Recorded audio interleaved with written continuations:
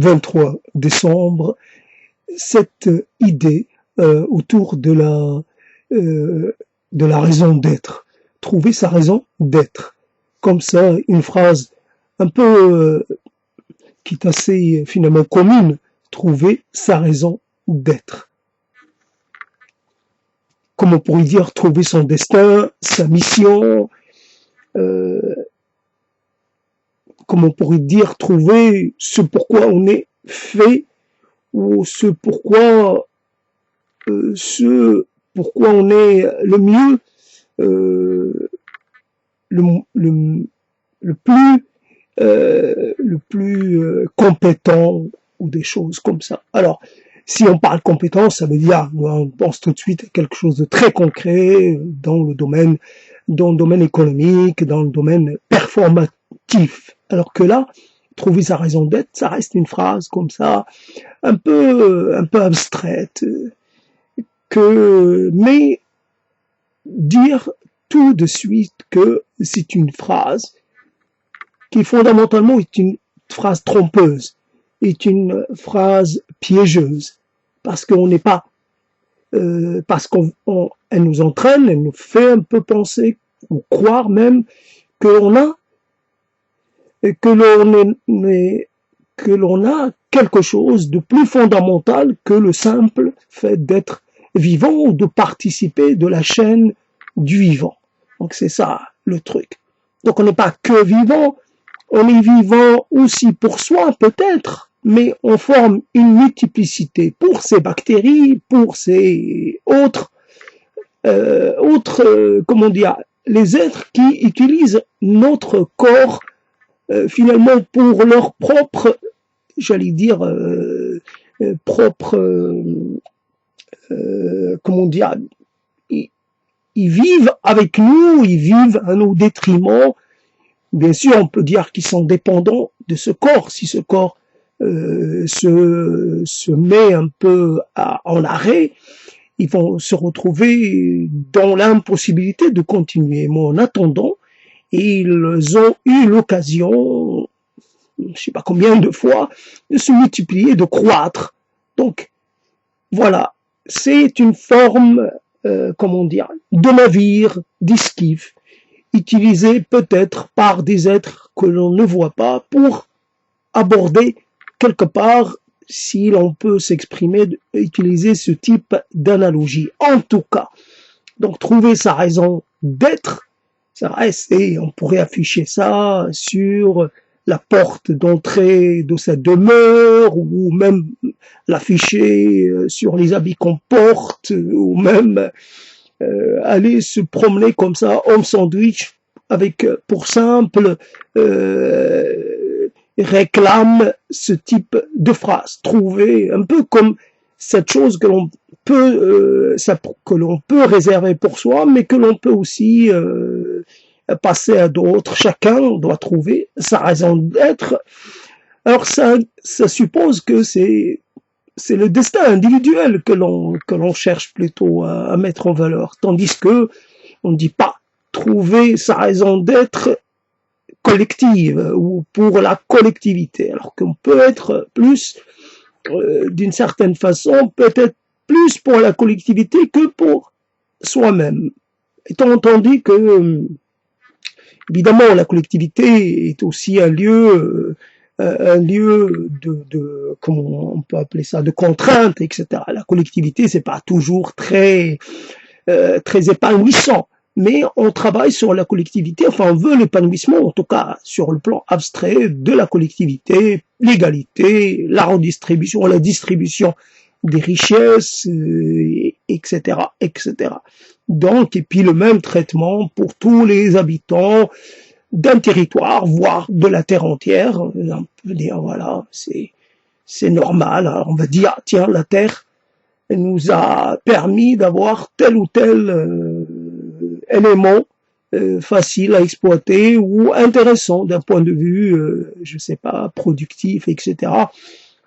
Ben alors c'est pas au bénéfice des habitants du territoire dans lequel cet élément se trouve, cette énergie ou ce potentiel, mais pour tous les terriens. puisque nous habitons la même terre, et c'est le hasard qui a fait que l'on soit d'un territoire ou d'un autre. Ce n'est pas quelque part, ce n'est pas un destin, c'est un hasard. Donc quelque part, les gens se retrouvent nantis d'un potentiel comme ça, du jour au lendemain, sans y avoir contribué le moins du monde. Et c'est ça. Donc trouver sa raison d'être individuelle peut-être, mais et quelque part on part de l'hypothèse que c'est quelque chose qui sert dans une phase de notre vie pour peut-être pour nous donner un cadre, pour nous permettre de viser quelque chose. Alors qu'en fait, si on n'avait pas cet idéal quelque part, cet idéal totalement surfait, totalement on se disperserait encore plus. Donc sa raison d'être, ça demande de la persévérance, ça demande de se doter de certaines qualités pour essayer de vraiment d'arriver à obtenir la réponse. Parce que la raison d'être, c'est sous forme de question. Quelle est ma raison d'être? Et la raison d'être, elle va commencer à nous apparaître, à nous être révélée au fur et à mesure. Donc, elle n'est pas donnée comme ça à la naissance. On peut dire certains privilèges sociaux, etc., qui sont évidemment hérités à la naissance. Et voilà, on sait ce que ça donne, etc. Mais on imagine que quelque part, la raison d'être, elle dépasserait peut-être le cadre de l'aisance matérielle, de l'aspect matériel, et elle irait un peu chercher du côté aussi de l'immatériel. Donc, trouver sa raison d'être à tous les niveaux. Et souvent, on peut rester longtemps dans cette histoire à la recherche. Puisque la raison d'être, elle n'est pas du tout perceptible comme ça. Elle n'apparaît pas comme ça parce qu'on la désire. Elle se fait désirer plutôt. Donc c'est vraiment une chose difficile. Mais le problème est qu'on va penser que l'on a une raison d'être. C'est ce que je voulais développer. C'est qu'en fait, on n'a pas une raison d'être. Dans le sens où la raison d'être qu'on a, elle n'apparaît pas comme ça du néant. C'est pas la suite, j'allais dire, d'un destin qui est dicté ou inscrit dans quelque chose j'allais dire, autre que finalement on est quelque part, on n'a pas choisi. On peut naître aussi avec une foi qu'on n'a pas choisi, avec un Dieu qu'on n'a pas choisi, avec des traditions, avec un environnement, avec une appartenance sociale que l'on n'a pas choisi, et en fonction, etc., etc.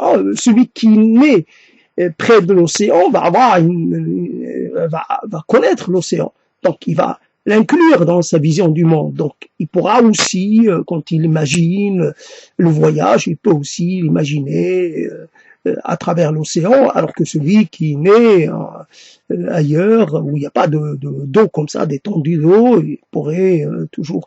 C'est le lieu détermine énormément. Après la langue, évidemment, l'état de la langue, l'état un peu, les choses qui circulent. Alors, on est dans un moment où c'était la guerre froide, ou une étape de la guerre froide.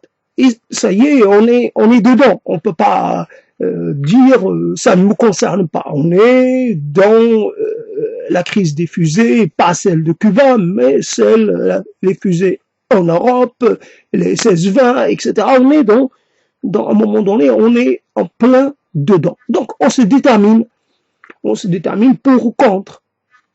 Et puis toutes les déterminations que l'on fait dans sa vie sont liées à des choses qui sont extérieures à nous.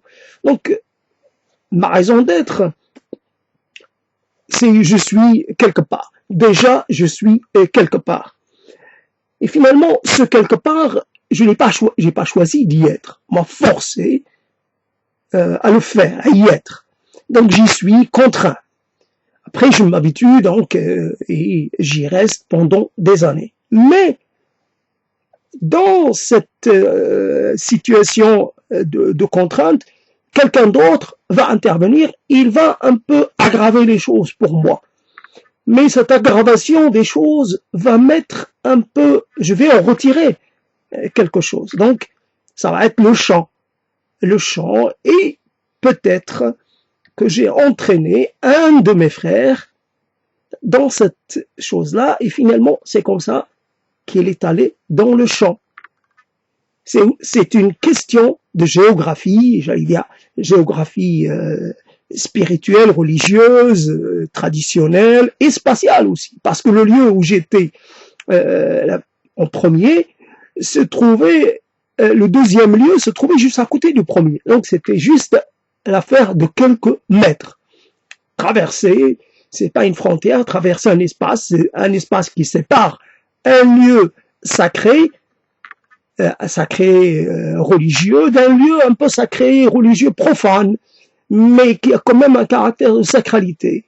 Et les choses, ils sont quelque part, ils sont dans le même espace sacré quelque part, et puis elles sont dans une proximité vraiment très évidente. Donc voilà, donc je suis né dans un milieu, j'ai grandi dans un milieu, il y a pléthore de symboles religieux par la vision, par l'architecture et aussi par l'audition et puis par la langue aussi qui est vraiment un élément essentiel, la langue chantée, la langue psalmodiée, etc., etc. Ce qui fait, je me retrouve nanti d'une certaine façon, d'une certaine forme d'oralité. Mais après, évidemment, quand on dit trouver sa raison d'être, c'est qu'on imagine qu'on est capable à un moment donné de faire des ruptures. Qu'à un moment donné, si on n'est pas d'accord, on peut se libérer, on peut s'émanciper d'une tradition et qu'en fait, on va trouver sa raison d'être vraie. Alors qu'en fait, quand on rend, on n'est que dans la réaction. On n'est pas dans la création, quelque chose de tout à fait inédit, on est dans la réaction par rapport à quelque chose. Donc, je dis, moi, les autres croient, moi, je crois pas. Mais ça change pas grand-chose, parce que je ne crois pas à quelque chose de très, très localisé, donc, et je peux pas être contre quelque chose que je ne connais pas. Je suis pas contre la religion sikh que je ne connais pas. Bien qu'elle me laisse un petit peu froid, ça ne me touche pas. Mais les signes, etc., le turban, les cheveux jamais coupés, ça me touche pas. Le code de l'aspect guerrier, les choses comme ça, le temple d'or, j'ai pas envie de visiter le temple d'or comme ça a priori. Donc, mais après, il y a des gens qui naissent dans des espaces culturels, symbolico-culturels, etc., et qui finalement passent de cet espace à un autre.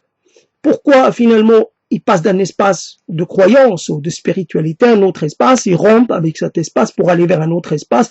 Peut-être que quelque part, ils étaient dans un espace dans lequel la fonction spirituelle avait beaucoup baissé, et dans certains, et presque quelquefois, elle était devenue inexistante. Donc, mais l'air dans leur contrée est quand même chargé. Il y a quand même l'histoire, il y a quand même l'architecture qui rappelle évidemment l'appartenance d'un territoire, un ensemble de croyances, un ensemble de rites, un ensemble de valeurs.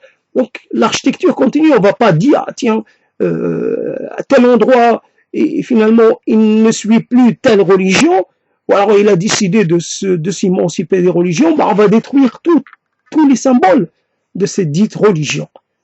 Parce que ces symboles continuent de propager ces religions, de propager leur vérité, de propager finalement leur domination sur l'espace. Domination physique, architecturale, mais aussi domination symbolique. Donc, il ne faut pas seulement rompre avec la religion, il faut rompre avec tout ce qui a rapport à la religion, comme on a rompu avec la monarchie, mais par ailleurs on a gardé la monarchie absolue, mais on a gardé tout ce qui faisait finalement le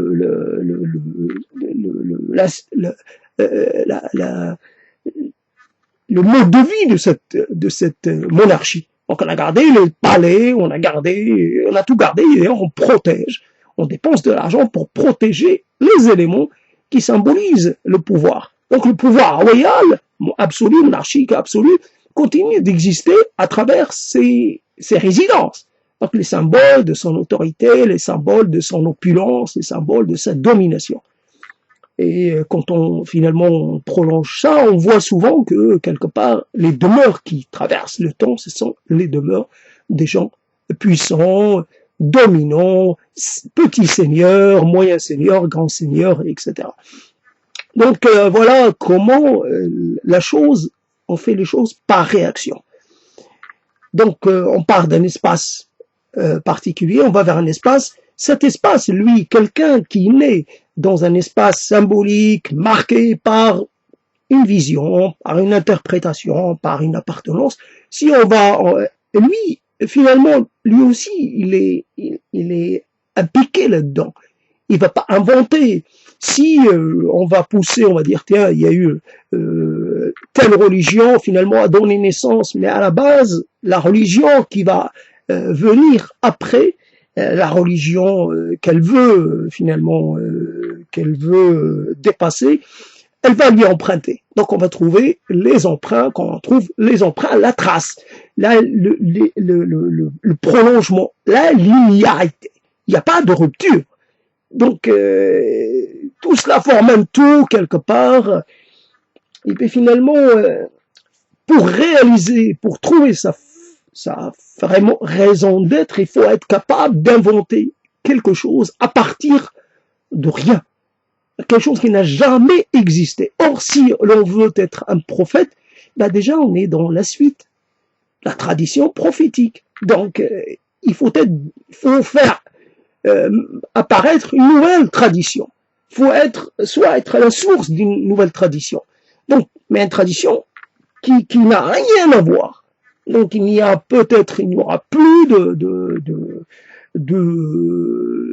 le monde divisé en deux, le monde de maintenant, puis le monde d'après, le monde de l'ultimité. Il n'y aurait pas ça. Donc il n'y a pas de...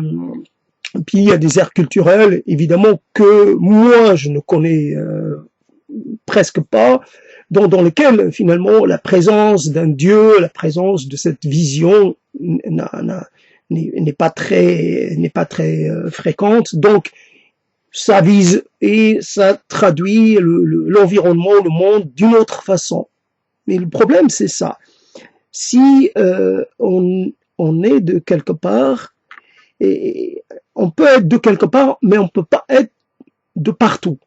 Donc il faudrait là quelque chose de syncrétique. Alors à ce moment-là, un être syncrétique qui emprunterait auprès des Mormons, auprès des hindous, auprès des bouddhistes, auprès des jaïnistes, auprès des je sais pas, auprès de tout. Donc il prendrait un peu tous les récits, toutes les légendes de l'apparition du monde, les dieux, ceux qui croient que leur dieu c'est un crocodile, là aussi, pourquoi pas, crocodile marin, mais tout cela ensemble.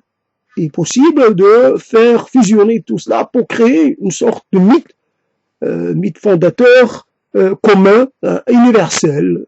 Voilà. Mais on aura finalement pris un peu on n'aura rien inventé, on aura juste on aura juste assemblé. Donc, quand je veux faire une chose de l'ordre du dessert, ben je ne crée pas. Je prends les éléments je les mélange, je les agglomère d'une façon ou d'une autre, et ça donne un résultat. Alors un résultat qui peut être satisfaisant, et qui peut ne pas être satisfaisant. Donc il y a dans l'opération de mélange ou de synthèse ou de ça peut fonctionner comme ça peut ne pas fonctionner. En quoi finalement, pour être beaucoup plus clair, en quoi finalement la raison d'être, trouver sa raison d'être, est une perte de temps, est une chose inutile. Il faut essayer de voir un peu, de lire les conditions dans lesquelles on a vu le jour, dans lesquelles on grandit, dans lesquelles finalement on va passer sa vie. À ces conditions ont certaines caractéristiques propres. Il est possible, comme quand on vient d'un autre milieu dans lequel il y a une certaine forme de relation sociale, dans lequel on peut trouver beaucoup plus de proximité, beaucoup plus de toucher, beaucoup plus ce qu'on appelle la familiarité. Et ailleurs, c'est pas le cas. Il faut garder une certaine distance, il faut vous voyez, il faut vraiment, il ne faut pas être familier. Donc, les gens qui sont nés là-dedans n'ont aucun problème avec ça. Mais ceux qui viennent d'ailleurs, ils ont du mal à adhérer et à suivre cette loi sociale non dite, mais qui est une loi qui a comment dire, une loi qui s'impose à tous. Donc voilà le problème. Le problème, sa raison d'être. Si moi je veux rompre avec Dieu, ben je n'ai pas d'autre moyen que de me dire athée, ben dire sans Dieu, sans théos, mais d'accord. Mais si moi je ne veux pas m'inclure dans cette opération dans laquelle soit je suis dedans, soit je suis dehors, moi si je veux, je dis je veux pas avoir à m'engager là-dedans. Je suis ni pour ni contre, je suis ni ceci ni cela. Mais c'est pas possible parce que je vais utiliser les mots. Je vais utiliser, si je dis je suis pas pour Dieu, ben j'aurais utilisé le mot Dieu. Donc finalement, d'une certaine façon, je continue de donner, de faire exister Dieu. Et il est évident que vouloir effacer Dieu de sa langue, de ses références, est une chose totalement illusoire. On n'efface pas Dieu comme ça parce que justement c'est une chose c'est une chose d'ailleurs à l'intérêt, c'est que ça permet de garder le lien avec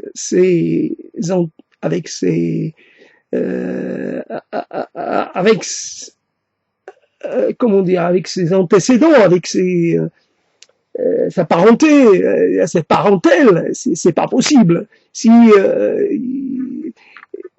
et on a besoin de garder le lien symbolique. Par-delà, évidemment, la dimension du vivant, de pas vivant, on continue. Donc, on sait que, évidemment, les derniers mots d'un de mes ascendants, ça a été, c'est sûr, il aura prononcé le mot de Dieu, ou on aura prononcé le mot de Dieu, voilà, finalement, il s'est confié à Dieu. Ok, moi je peux pas renier Dieu pour ça, mais d'une certaine façon, la fidélité, elle est là.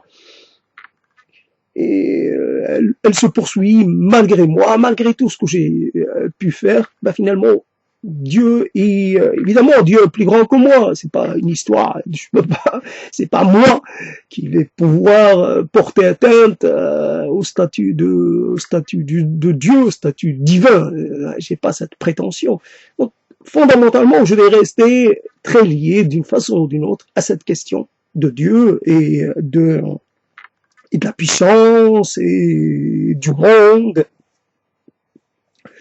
de l'ultime et voilà et finalement de la résurrection d'une certaine façon, l'âme, tout cela tout cela, ça fait partie de moi, même si j'arrive à vivre sans y penser à chaque instant, sans le citer dans mes mots. D'ailleurs, j'ai fait un travail de, contrairement à l'usage, j'ai sorti Dieu finalement de mes mots. Je ne fais pas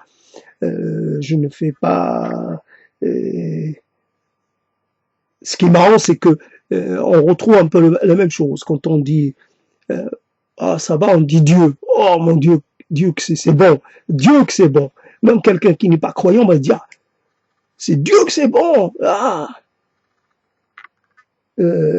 quelque part, il y a Dieu même dans les, il y a pas, c'est pas un acte de révérence, c'est pas un acte d'adoration, c'est juste Dieu. Dans les moments où on est le plus à l'aise, oh, vraiment, Dieu que c'est bon. Et dans notre langue, c'est encore plus présent. Mais Dieu, Dieu est dans la langue, Dieu est dans, même, malgré tout, malgré que moi, je l'ai sorti de ma langue quotidienne, mais d'une certaine façon. Alors, on infra-conscience. Il y a quelque chose qui ne veut pas couper. C'est une assurance, quelque part, comme c'est le cas pour beaucoup de gens. Assurance contre le vide, d'une certaine façon, contre le néant. Et on veut pas d'un néant, un néant total, un néant absolu, on veut qu'il y ait quelque chose. Donc c'est toujours le cas, alors que quoi qu'on dise, quoi qu'on... donc la question de trouver sa raison d'être, c'est un peu compliqué. Alors, dans cette oralité dans laquelle il y a une projection de soi, de ses humeurs, de l'état de son corps, de l'état de sa digestion, de plein de choses dans laquelle il y a le corps. Il y a le corps dans plein de ses dimensions. Alors, le corps lourd, le corps léger, le corps présent, absent, et le corps qui se focalise ou le corps qui ne veut pas. L'esprit ou la langue ou les mots qui ne veulent pas se fixer. C'est comme ça. À chaque fois, comme un troupeau, un groupe d'ovins, à chaque fois, ça crée des figures différentes. On peut pas dire que le groupe reproduit toujours le même schéma de déplacement. Ça va plus à gauche, à droite, ça crée toujours des circonvulsions, je sais pas. En tout cas, ça crée de nouvelles figures, même si le nombre est le même et finalement le terrain est toujours, on va dire, qu'un terrain plat. Mais malgré tout, il y a comme quelque chose qui tourne d'un sens, comme ça, quoi.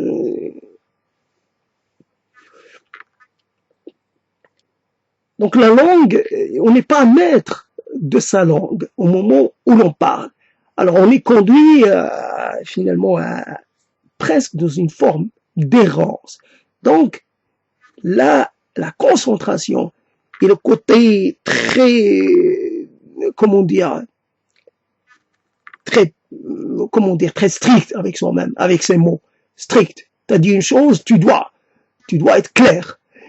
Justement, tu dois être très, très facile à suivre.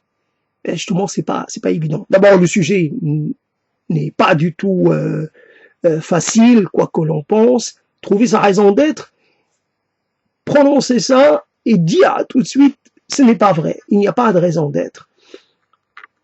Alors on peut réduire ça, j'ai commencé comme ça, mais après je réduis, je appartiens à un espace urbain, ou un espace pas urbain, ou alors j'appartiens à deux espaces, je suis bien dans l'espace urbain, mais pour y être encore mieux, je le quitte. Je vais dans un espace différent, et je reviens dans mon espace urbain, relativement dense, dans lequel les gens sont comme enquistés, ils ne bougent pas, donc j'ai toujours les mêmes voisins, j'ai toujours un peu la même animation, je retrouve les mêmes gens, les mêmes têtes, les mêmes sourires, les mêmes ceci, la même dynamique, à de rares exceptions.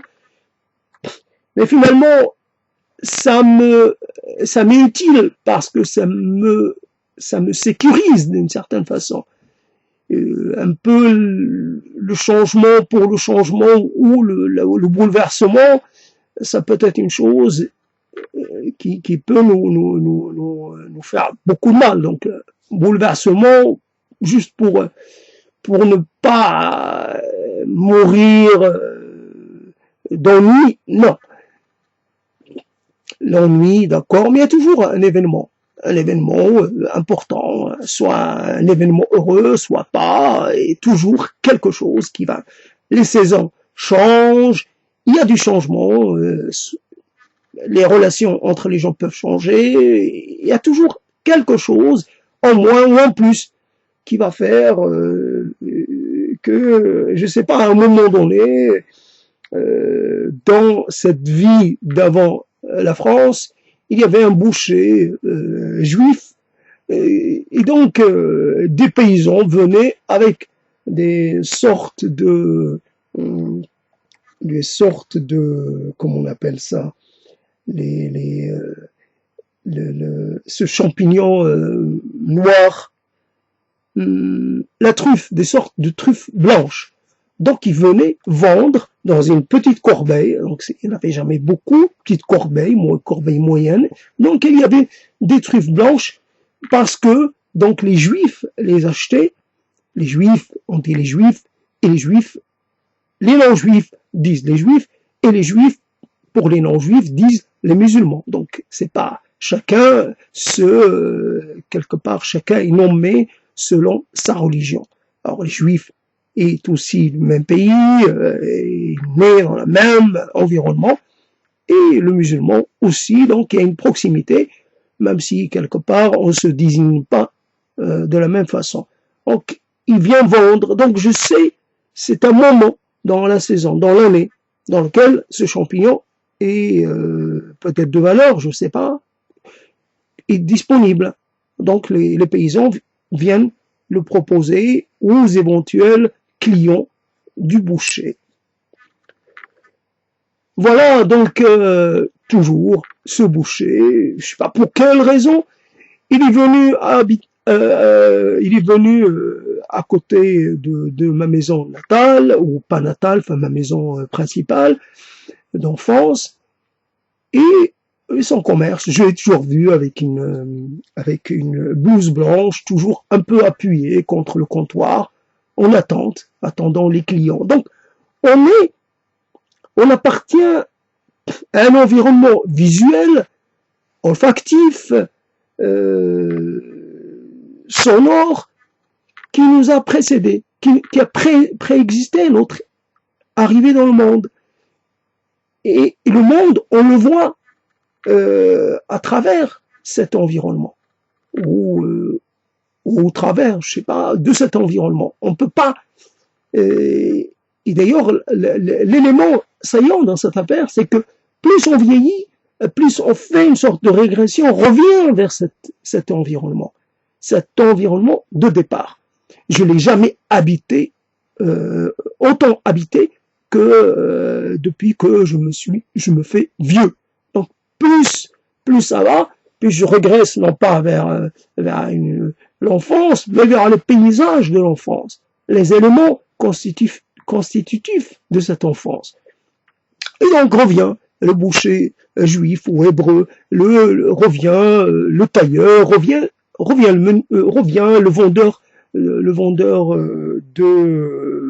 d'escargots, voilà, petit escargot, revient le vendeur de sardines, le crieur, enfin, qui criait, voilà, les vendeurs poussaient leur charrette en criant, voilà, sardines, escargot, voilà, donc c'est, et puis on se retrouve aussi avec le vendeur de moules, de temps en temps, il y avait quelqu'un qui avait ramassé des moules, qui les vendait déjà cuites, Voilà le paysage. Le paysage, il devient de plus en plus vivant et de plus en plus présent. Voilà. Donc, il n'y a pas moyen. On ne peut pas le remplacer. Donc, sa raison d'être, c'est finalement, c'est une chose anti-changement, anti-déplacement. Ce n'est pas la peine de changer car on ne peut pas appartenir à deux lieux. On appartient à un quartier, on appartient à une maison, on appartient à une rue, on appartient à des visages, on appartient à des choses dans l'environnement et on peut pas multiplier les appartenances. Et voilà. Et comme certains naissent non pas dans une religion, mais dans un aspect de cette religion. Il y a des gens, leur religion, comme ça, grosso modo, c'est ça, mais en fait, ils sont adeptes d'une forme distinctive de cette religion. Donc, ils sont quelque part hérétiques, souvent. Ils sont hors de la religion, hors de la du credo, enfin je sais pas, ils sont un peu, mais n'empêche que voilà. Donc je n'ai pas choisi d'être ceci ou cela dans une, j'ai pas choisi de faire partie d'une minorité ou d'une majorité ou peu importe. Donc trouver sa raison d'être, c'est de voir le poids de tout cela.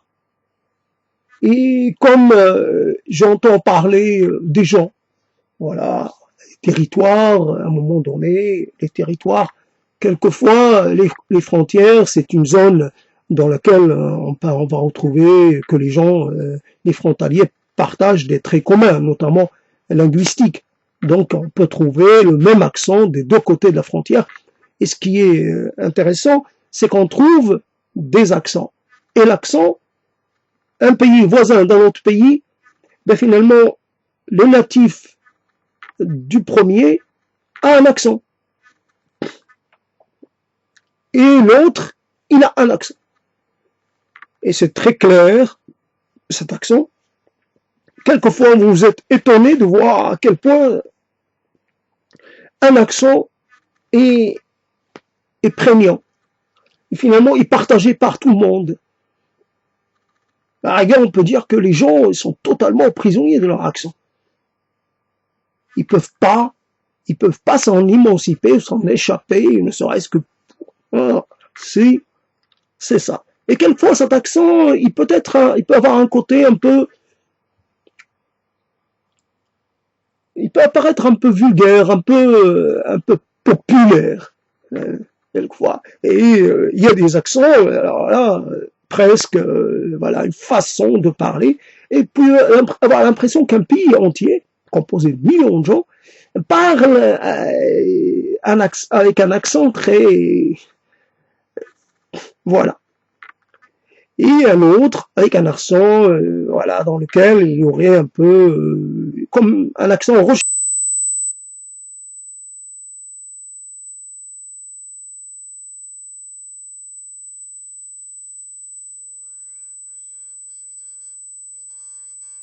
Un territoire politique, tout ça, on trouve une pluralité d'accents. Et là encore, il y a une forme de hiérarchie entre les accents. Il y a toujours des accents qui sont valorisés et d'autres qui le sont moins, et etc., etc. Donc, on peut, c'est ça qui est particulier, c'est que finalement, en chiffres, en quantité, on prend par exemple 20 ans. 20 ans dans un pays natal et 40 ans dans un pays secondaire, ou second plutôt, pas secondaire, second. Donc ce pays second, qui normalement, au point de vue quantitatif, devrait vous avoir finalement transformé ou influé ou changé de façon vraiment très très profonde. Et finalement non, il vous a pas changé. Il vous a changé peut-être parce que vous vous retrouvez peut-être quelquefois à parler dans votre langue natale et à traduire de la langue qui est votre deuxième langue, qui est aussi votre première langue, parce que vous la parlez souvent, donc depuis des années. Donc c'est un mélange. Et en fait, il y a une sorte de va-et-vient. Vous ne savez plus ce type de raisonnement, cette association d'idées, ces concepts, vous ne savez pas exactement où vous les prenez. Soit vous les prenez dans une langue et vous les traduisez dans une autre, et c'est comme si il y a des transversalités dont on n'est même pas conscient. Alors, mais 40 ans, d'abord les natifs de ce pays continuent toujours de vous renvoyer vers votre pays natal. Pour eux, 40 ans, 20 ans, c'est plus fort que 40 ans. On peut dire, tiens, j'ai 40 ans de présence dans ce territoire, et finalement, j'ai une légitimité d'un point de vue quantitatif en termes de présence. J'ai droit en premier à la citoyenneté de ce pays. Non, toujours la citoyenneté du pays dans lequel vous n'aurez passé que 20 ans. C'est quand même assez ça laisse sans voix un peu, ça interloque. Mais après, ça interpelle plutôt. Mais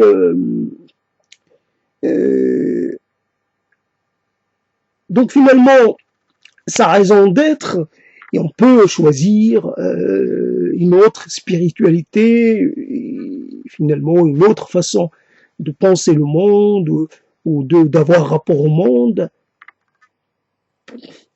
Mais qu'est-ce qui se passe à un moment donné? Est-ce que, puisque finalement, est-ce qu'il n'y a pas des processus est-ce que le premier marquage, la première empreinte, est-ce qu'elle finalement elle finit pas par gagner la bataille? Est-ce qu'elle finit pas par gagner et par prendre sa revanche sur ce que, ou comme une première peinture qui est peut-être ancienne, mais elle a peut-être une qualité que n'a pas la peinture plus récente.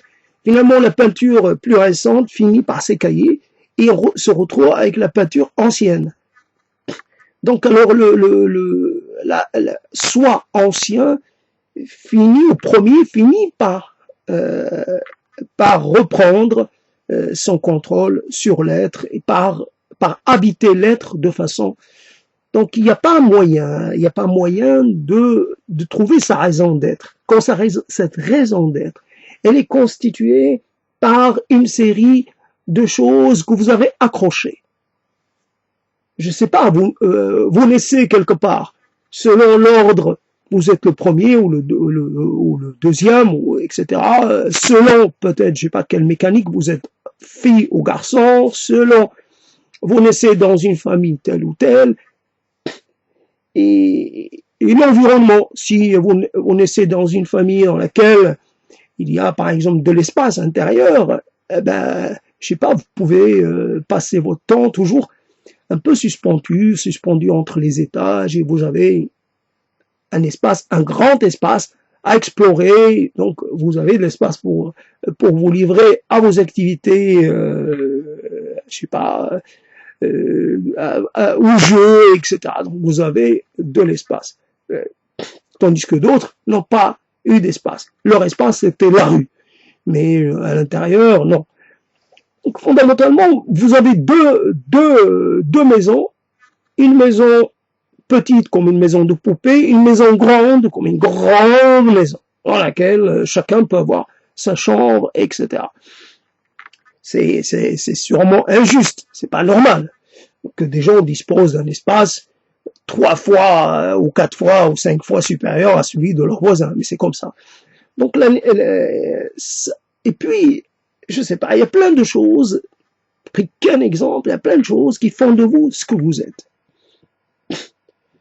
Mais par exemple, simplement, je me rappelle, donc mon grand-père maternel, à un moment donné, mon grand-père maternel faisait ce geste. Si je me rappelle bien, si je ne trahis pas la scène, et si je la transforme pas, mais poum, et une table. Il donne un coup de main, un coup de poing sur une table.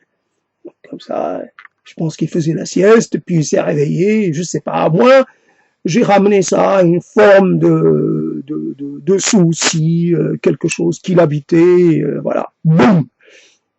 Et ça a été le tour de mon père de faire la même chose, de tourner un peu en cercle, de préparer, comme de préparer un peu son coup, boum.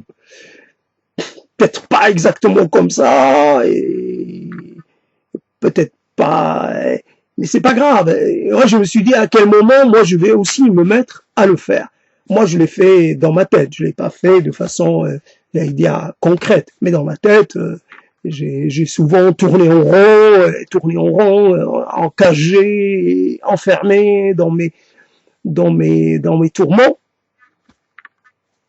Voilà. Donc, il y a comme ça, on peut dire, comme génétiquement, déjà, génétiquement, il y a un héritage. Et puis après, la physique, il y a un héritage apparent, puis il y a un héritage qui n'est pas apparent, mais qui est tout de même réel. Donc, vous n'avez pas le choix.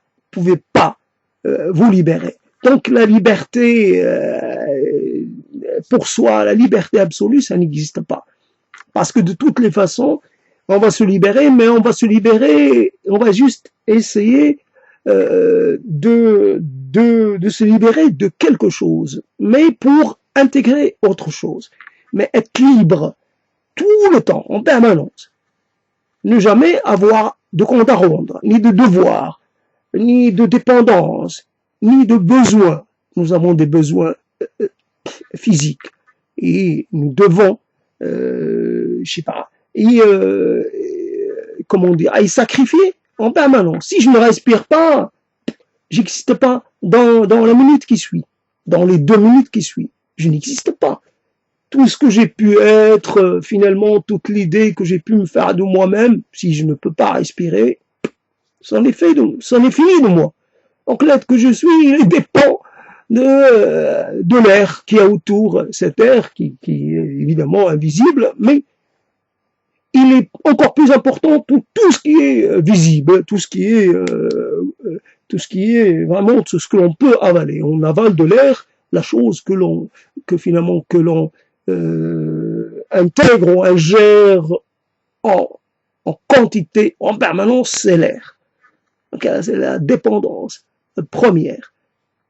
Après, la dépendance, elle peut aussi être dans les schémas mentaux, dans la façon que l'on a d'envisager ou de penser ou de réagir, etc.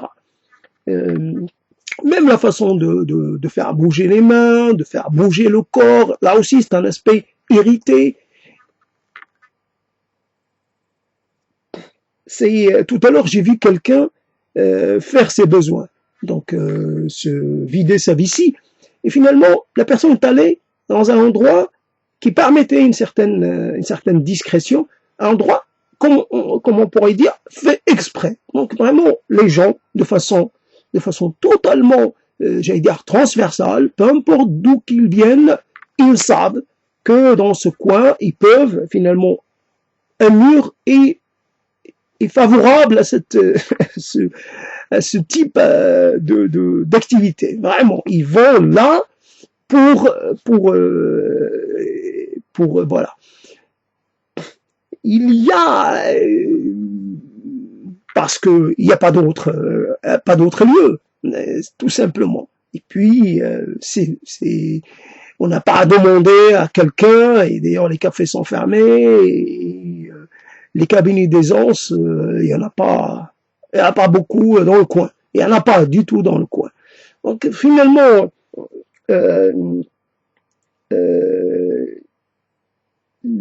les besoins physiologiques, on peut pas les contrôler, même si certains osent le prétendre, on peut pas. Si on mange, moi je me suis vidé tout à l'heure, je me suis vidé les intestins. Donc déjà je ressens, pourtant j'ai encore des choses à digérer.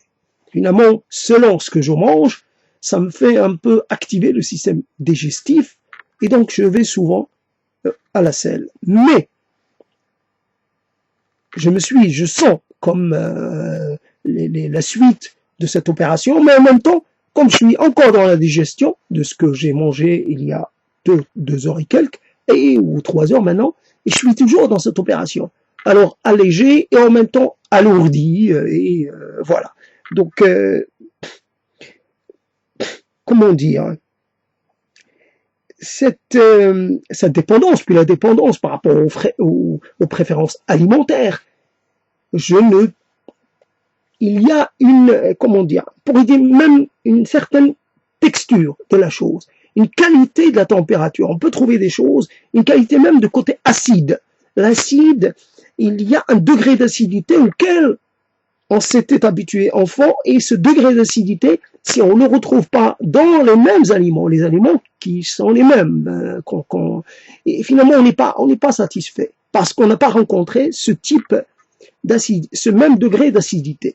Donc c'est lié à des choses très précises. Comment déterminer qu'un lait fermenté est à la bonne acidité, voilà, et à la bonne température. Et donc ici, le lait fermenté et comment on appelle ça, est préparé avec des ferments, etc., avec des choses qui, finalement, on a un goût dont on retrouve pas la trace dans j'allais dire dans sa palette, sa palette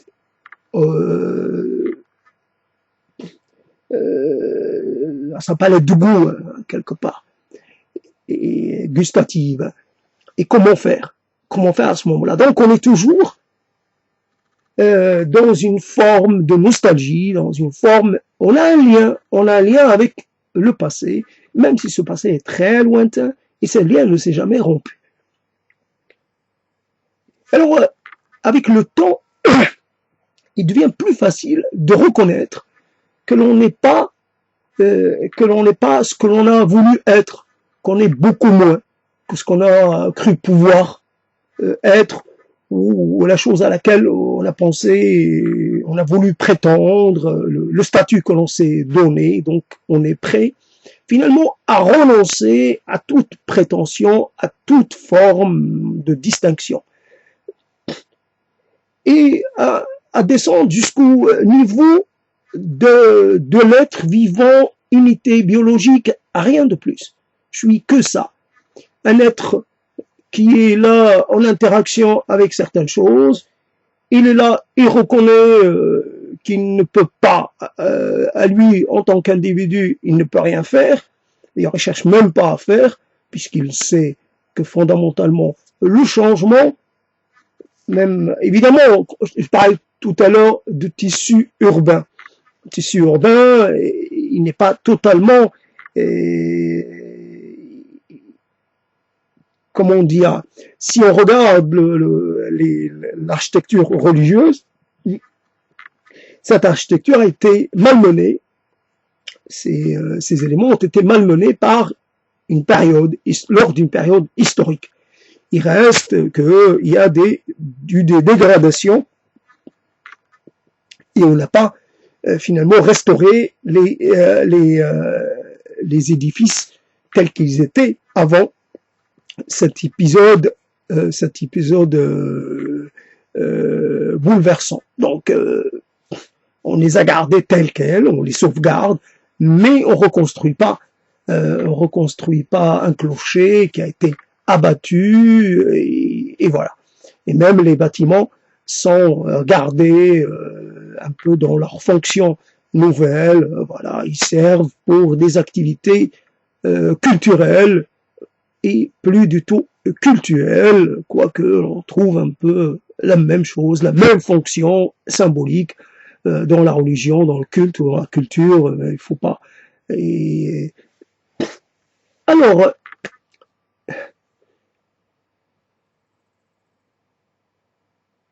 donc, on se dit que même si on participe, même si on est à l'origine d'un bouleversement, finalement, le bouleversement, on ne peut pas le contrôler.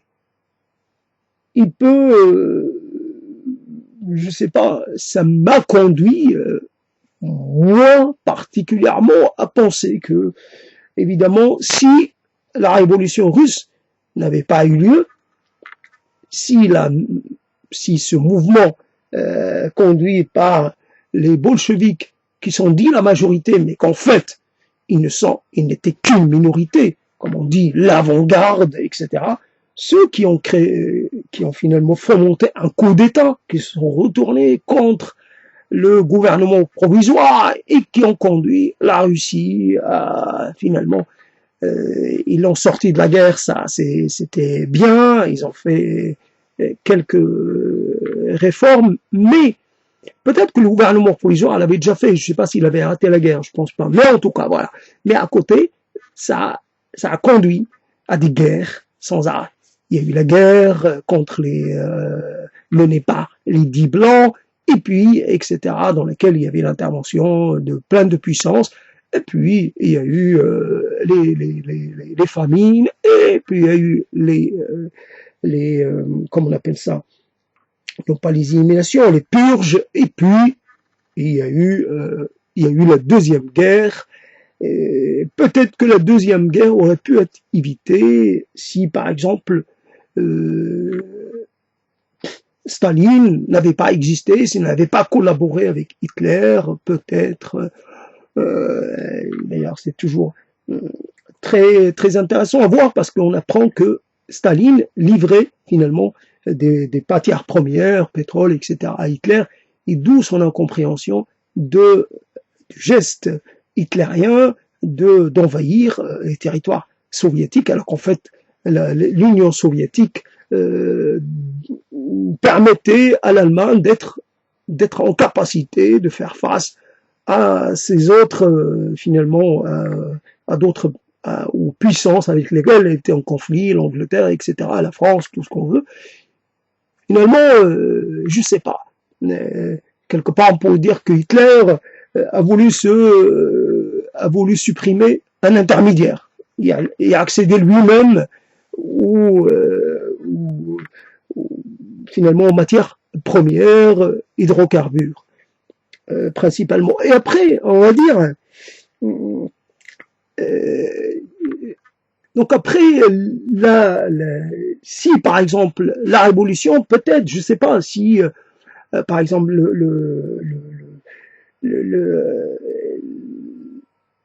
ce qui a succédé, ce qui a suivi la défaite, la guerre, etc. en Allemagne, s'il n'y avait pas eu la révolution russe, est-ce qu'il n'y aurait pas eu, je sais pas, plus de chances pour les communistes allemands de gagner un peu la bataille, et je sais pas, après il y a plein de choses. Alors évidemment, le communisme dans un seul pays, la théorie stalinienne contre l'internationalisme, etc., etc. Donc ça fait plein de questions, mais fondamentalement, un être, il est, comment on a dit à propos de Lénine, c'est que l'Allemagne a favorisé l'entrée de Lénine, le retour de Lénine en Russie parce qu'elle savait qu'il était opposé à la guerre quelque part et elle l'a aidé. Elle aurait pu l'empêcher, l'arrêter, l'emprisonner. Non, il lui a permis d'arriver à bonne destination et finalement voilà, et donc d'arrêter justement la contribution russe à l'effort de guerre. Donc c'est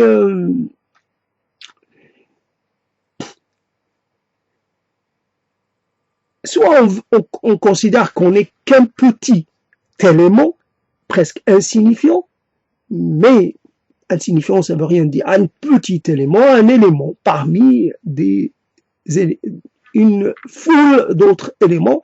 Soit on veut dire, tiens, moi je veux être un élément plus important que beaucoup d'autres. Ça peut être quelquefois, ça peut se comprendre, ça peut avoir une certaine légitimité, mais après qu'est-ce qui se passe?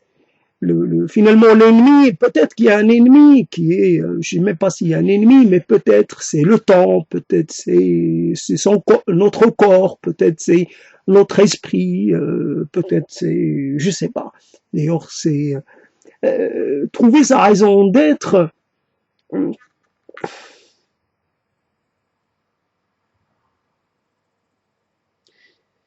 c'est que quand on parle, là, évidemment, on parle tout seul, je parle tout seul. Donc, quelque part, ça, il n'y a pas de tension, il n'y a pas de bagarre, il n'y a pas de, euh, je peux dire ce que je veux, il n'y a pas de contradicteur, personne ne se sent offensé.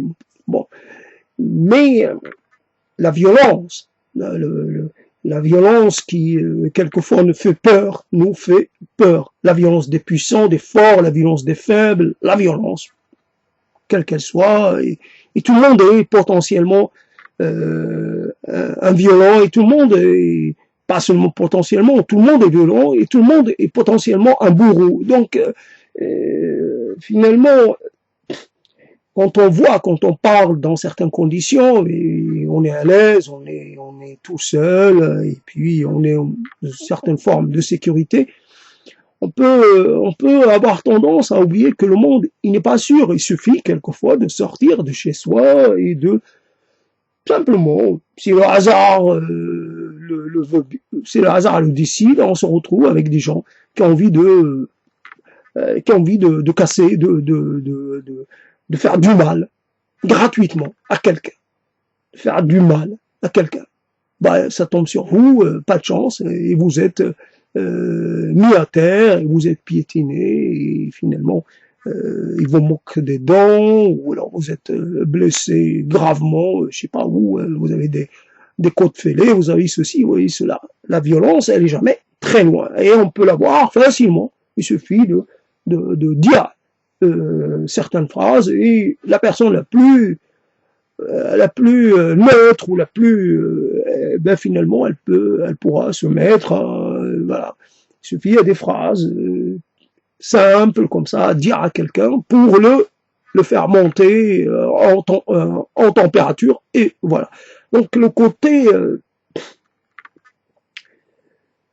comment dire, il y a des permanences. Alors on ne sait pas, il y a des permanences qui sont un peu dans cette relation. Si l'on est pour une idée très généreuse, très partageuse, très communiste quelque part, dans le sens du commun, le commun, la communauté humaine, le bien-être de tous. Oui, les égoïsmes nationaux, les richesses des uns et le dénuement des autres, non, ça ne doit plus exister. Tout le monde doit pouvoir vivre, donc on va dire un minimum vital pour tous, une sorte d'allocation universelle, mais pas seulement aux limites d'un pays, mais universelle dans le sens premier du terme. Alors tout le monde, tous les pays reçoivent, voilà, la terre produit tant de richesses, et donc ces richesses sont distribuées, peu importe que ce soit le pétrole de l'Alaska, ou le cuivre du Chili, ou comment on appelle ça, le coltan du Zaïre, ou peu importe d'où ça vient, c'est une richesse qui appartient à tous les terriens. Donc, bien entendu, on va dire, on va réserver quelque part la plus grande part aux territoriaux, mais il y a une part qui va aller dans le pot commun, et voilà, cette part qui va être distribuée entre tous. C'est ça la chose. Alors, comment on peut imaginer des choses comme ça? Donc, et on se retrouve, on règle pas les choses avec le cœur, on les règle pas avec les sentiments, on les règle pas avec les mots, on a des vérités permanentes et immanentes presque, qui sont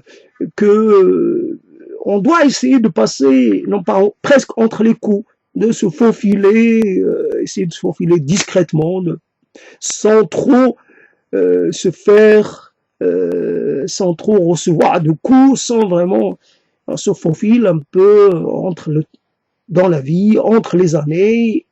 Voilà, je suis arrivé à mon année 60e, 70e, j'ai pris des coups, ça c'est sûr, c'était inévitable, mais finalement j'ai jamais pris de coups vraiment très grave, j'ai pu y survivre, j'ai pu de nouveau me reconstruire et c'est très bien. Alors voilà, la vie, voilà, c'est des coups qui viennent du proche comme de l'éloigné, qui viennent de je ne sais pas où, une situation qui se dégrade, qu'on ne maîtrise pas, voilà, qui finalement à laquelle on ne faisait pas attention, puis voilà, ça a évolué.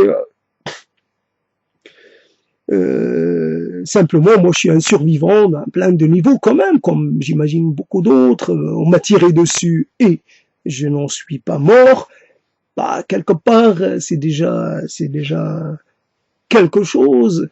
Et après, alors on m'a tiré dessus sans que j'étais pas, je faisais pas la guerre. Hein, si j'étais pas armé, quelque part dans un rapport un peu d'une sorte d'équilibre. Voilà.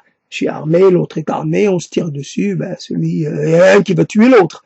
Mais là, il s'agit de gens que je ne connais pas, qui m'ont tiré dessus, pas sans raison, mais j'entre pas dans le détail, mais quelque part. Voilà, trouver sa raison d'être, et on voit ce que ça donne. C'est une sorte de, de cafouillage quelque part. Ce n'est pas évident. C'est pas évident parce que les choses que l'on dit souvent obéissent plutôt à un processus émotionnel. Et on peut être dans une forme, j'allais dire, d'équilibre instable. Émotionnellement, j'arrive à prendre du temps pour parler d'un sujet qui n'est pas un sujet pressant, un sujet presque vague, un sujet presque sans intérêt, ça veut dire que j'arrive à ne pas être dominé par mon actualité, par mes tâches, par mes ceci, cela. J'arrive à consacrer, à prendre du temps. Ça veut dire que je suis dans une forme de sécurité émotionnelle. Mais sinon, généralement, voilà, on pense pouvoir parler presque rationnellement, mais finalement, toute parole est marquée par notre état émotionnel, que ce soit l'état immédiat ou l'état un peu quelque part un état qui connaît un peu qui se prolongerait un peu. J'ai plutôt tendance à être dans une forme de comment dire, de découragement,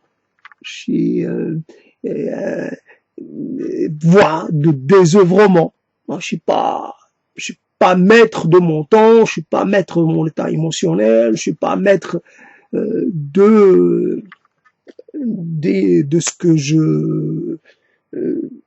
finalement je suis en attente, je reçois des informations, j'attends qu'on fasse appel à moi, j'attends qu'on veuille bien s'intéresser à moi, etc., etc. Donc là, le discours, il est, et même quelquefois, la chose qui nous pousse réellement à nous investir fortement dans quelque chose. J'imagine quelqu'un qui travaille sur la Bible, un Allemand, un Alimanique, travaille sur la Bible et je vois pas.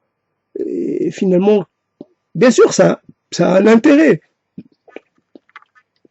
Mais qu'est-ce qui pousse quelqu'un à passer peut-être une grande partie de son temps à s'occuper de textes, finalement, à essayer de trouver la paternité de tel ou tel verset, de tel ou tel paragraphe ou chapitre, peu importe, voilà, faire le lien, que ce soit un lien au niveau linguistique ou au niveau, je sais pas, narratif, voilà, ça change rien à l'histoire actuelle. Il y a des gens qui vivent encore la Bible au quotidien, qui la vivent de façon très incarnée, mais d'autres gens qui ont rompu avec la Bible. Pour eux, la Bible, c'est un conte, c'est un livre de contes, un livre d'histoire, mais d'histoire profane et non pas autre chose. Et voilà. Mais dans la vie, on cherche plutôt, est-ce que la Bible va faire quelque chose quand je vais à la recherche d'un emploi? Ça va intervenir là-dedans. Quand j'ai un problème avec un supérieur, ou quand j'ai à gérer le transport, la Bible n'intervient pas dans le choix des modes de transport, doux ou durs, peu importe. Ça n'intervient pas dans la problématique climatique. Voilà, il y a de nouveaux sacrés, il y a de nouveaux récits, il y a de nouveaux mythes, il y a des gens qui peut-être, certains portent encore le nom de figures légendaires, bibliques légendaires, mais pour autant, ils n'en ont pas conscience. Pour autant, ils vont pas essayer de voir un peu l'histoire et le lignage, enfin toute la carrière de nom qu'ils portent. Ça les intéresse pas. Ils ont raison. La Bible n'a rien à voir. À notre époque, bien sûr, il y a des mythes qui restent un peu comme ça. Mais on est devant une nouvelle problématique. Alors, l'épuisement des sols. La Bible, qu'est-ce qu'elle en dit? Comment dire, hein, le fait de se débarrasser des gens au profit de la robotisation. Qu'est-ce qu'elle en dit, la Bible? Le fait de mettre des gens comme ça devant des écrans tous les jours, tout le temps, qu'est-ce qu'elle en dit, la Bible? Mais qu'est-ce qu'elle dit, la Bible, par rapport aussi à des gens qui passent leur journée à réciter comme ça une histoire? Qu'est-ce que c'est? Qu'est-ce que ça apporte? Des gens totalement enfermés dans l'univers dans lequel finalement ils ont vu le jour et qui essaient pas du tout de s'en échapper, ne serait-ce que pour aller s'aérer quelque part. Ben, ça leur convient. Ça leur convient, ils le suivent, ils s'inscrivent de façon vraiment très de façon totalement, comment dire, ils suivent les préceptes à la lettre, ils sont des littéralistes, ils voient pas le côté un peu, peut-être le côté un peu légendaire, le côté un peu métaphorique des choses, symbolique des choses. Pour eux, c'est la terre de Dieu, c'est la terre, c'est une vraie terre. Qu'il faut habiter, qu'il faut posséder, alors que peut-être le royaume de Dieu, il n'est pas de ce monde, comme c'est dit quelque part, et c'est vrai,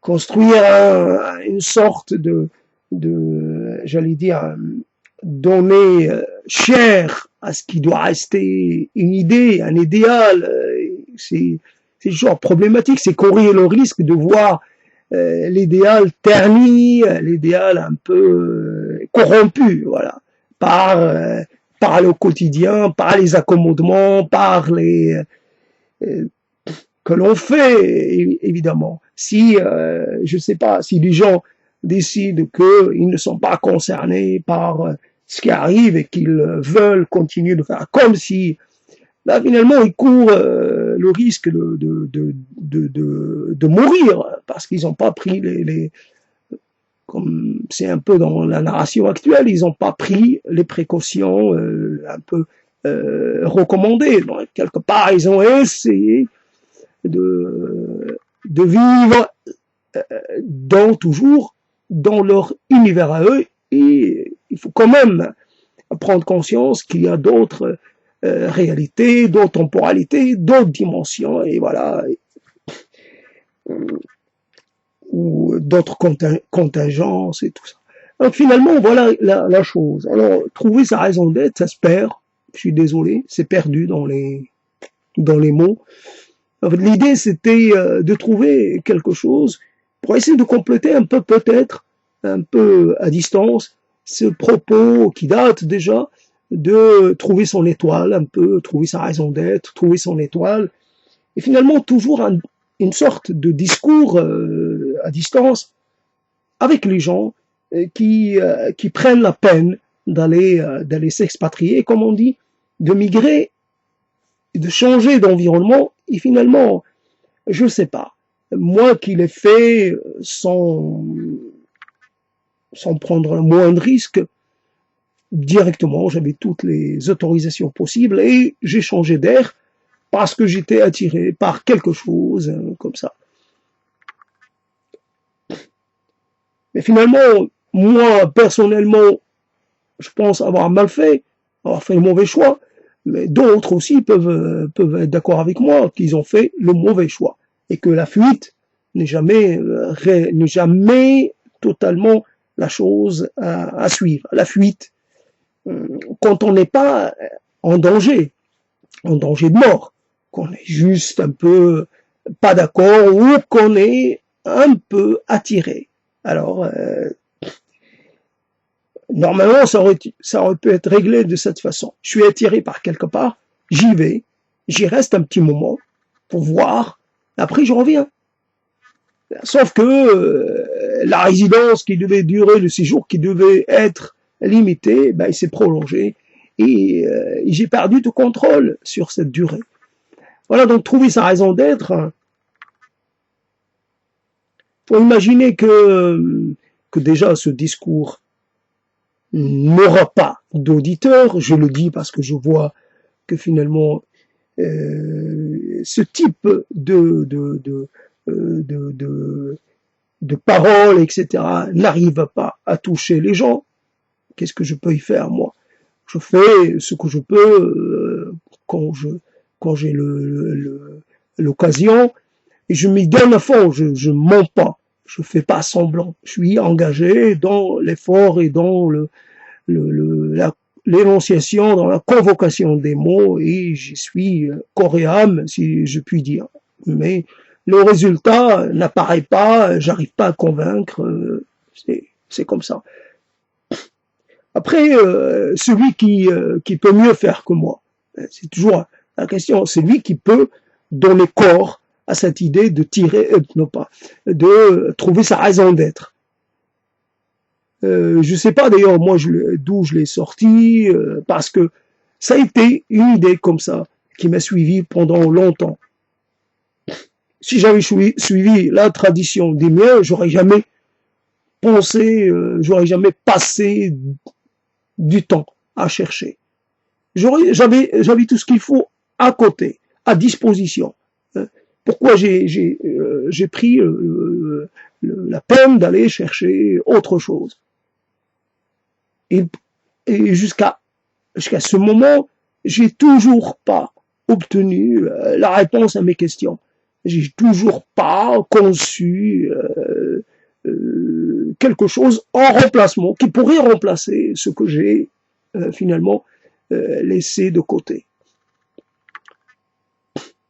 J'ai du vide, j'ai plein de vide, alors que à côté c'était plein partout. Bien sûr, il y a des petites baillances, des petites béances plutôt, mais ce n'est pas trop grave. Là, moi, j'ai quelques pleins, mais en gros, 98% c'est du vide. Il n'y a rien. Alors peut-être que je vais faire des incursions, que je vais finir par revenir vers le monde du plein et finalement renoncer au monde du vide. Parce que, a priori, ça va rester vide comme ça. Et moi, j'ai plus de temps pour ça. Donc, trouver sa raison d'être, pourquoi pas une sorte de retour, non pas une régression, mais une sorte de réappropriation de l'imaginaire collectif, finalement qui nous a nourris, qui quelque part en nous, dont on trouve les traces, un peu comme ça, éparpillées, alors dans notre langue, dans notre palais, dans plein de choses. Alors je suis un petit peu embêté, je suis pas tout à fait content de ma performance, mais c'est comme ça, je vais rien y changer, ça va rester comme ça. Je suis un peu fatigué maintenant, je vais arrêter. Bah c'est comme ça. Alors Et souvent, les choses sont liées. Si je vois que j'ai vu peut-être qu'il y avait un intérêt porté à ma parole, à mes contributions, peut-être que je me serais investi beaucoup plus. Mais je vois que bon, c'est un peu toujours les mêmes choses. Les gens finalement viennent et repartent aussi très vite, comme si ils comprenaient pas, comme si quelque part ils pouvaient même être scandalisés parce que je peux avoir à dire, je dis rien de spécial, de scandaleux, et simplement j'utilise les mots que tout le monde connaît, que ce soit dans une langue, cette langue ou dans une autre. Après, j'invente rien, donc je suis vraiment totalement dans la tradition, dans l'attendu, dans la reproduction, dans l'emprunt, dans la suite, dans la continuité. Bon, c'est comme ça. Après, si, voilà, je finis avec ça. Si vous avez quelque chose, un moyen de répondre à cette question, ou à cette interrogation, ou à cette phrase, je sais pas quoi, trouver sa raison d'être. Si vous l'avez déjà trouvé, ben, quelque part, vous êtes un bienheureux, vous êtes quelqu'un de remarquable. Si vous cherchez encore, peut-être que vous devriez arrêter de chercher, parce que on trouvera rien. On pourra chercher longtemps sans rien trouver de concret, voilà. Ça restera toujours comme ça. Alors, toute ma vie, j'aurais cherché, toute ma vie, j'aurais espéré. Ouais. Faudrait peut-être vivre plus longtemps.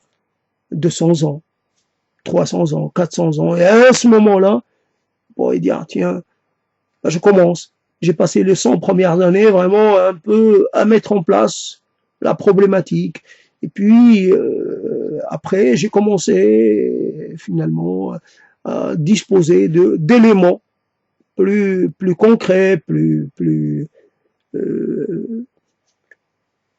faudrait vivre longtemps, et donc l'âge de Noé, je sais pas, 800 ans, il faudrait vivre plus que l'espérance de vie qui est la nôtre, 60 ans, 70 ans, et quand on voit un peu le changement que l'on connaît à quelques décennies près, et comment on est passé d'une sorte d'hyper-affirmation, d'un mode de contestation, une volonté d'imposer, s'imposer, comme ça, pour le plaisir de s'imposer, pour le besoin de s'imposer, comme aujourd'hui est passé une sorte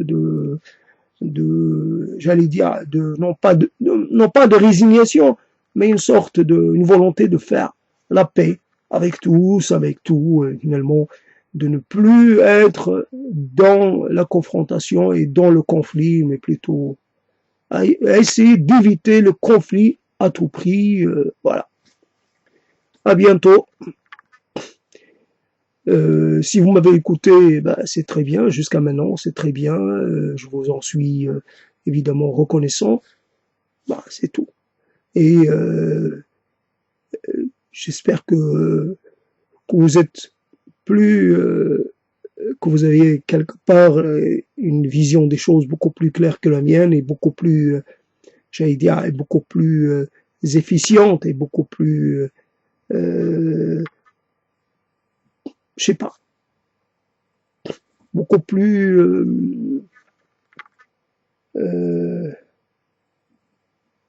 tranquillisante, beaucoup plus apaisante que la mienne.